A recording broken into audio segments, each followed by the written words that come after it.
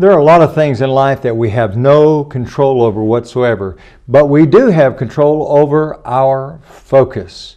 And if we're focused on doing the will of God, then we have a basis for joy. If we're focused on the mission of God, we have a basis for joy. Welcome to this, your Daily 180 Bible study. We're wrapping up a study on reasons for joy.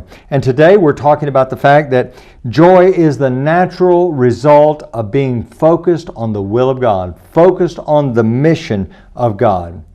The Apostle Paul is a great example of one who had an incredible focus. In 2 Corinthians chapter 11, there the Apostle Paul talked about some of the things that he went through.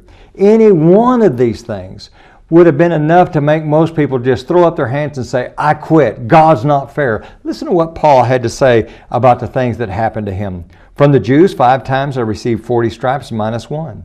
3 times I was beaten with rods. Once I was stoned. 3 times I was shipwrecked. A night and the day I have been in the deep, in journeys often, in perils of water, in perils of robbers, in perils of my own countrymen, in perils of the Gentiles, in perils in the city, in perils in the wilderness, in perils in the sea, in perils among false brethren, in weariness and toil, in sleeplessness often, in hunger and thirsting, and fastings often, in cold and nakedness.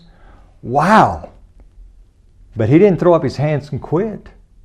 Instead, he would say in Philippians chapter 4 and verse number 4, rejoice in the Lord always. I'll say again, rejoice in the Lord. Well, of course he could say that because everything was so cushy for him. Oh no, you just heard all the things that he went through. Furthermore, he would write the book of Philippians from a jail cell. How could he do that?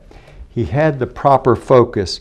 In 2 Corinthians chapter 4, he's going to talk about the way he viewed life. And remember all the things that he said that had happened to him? Listen to what he says. We do not lose heart. Even though our outward man is perishing, yet the inward man is being renewed day by day. For our light affliction. Really, Paul? You talk about the things you went through as light affliction. For our light affliction, which is but for a moment, is working for us a far more exceeding and eternal weight of glory. While we do not look at the things which are seen, but at the things which are not seen. For the things which are seen are temporary, but the things which are not seen are eternal. What's he saying? I'm focusing on that which is eternal.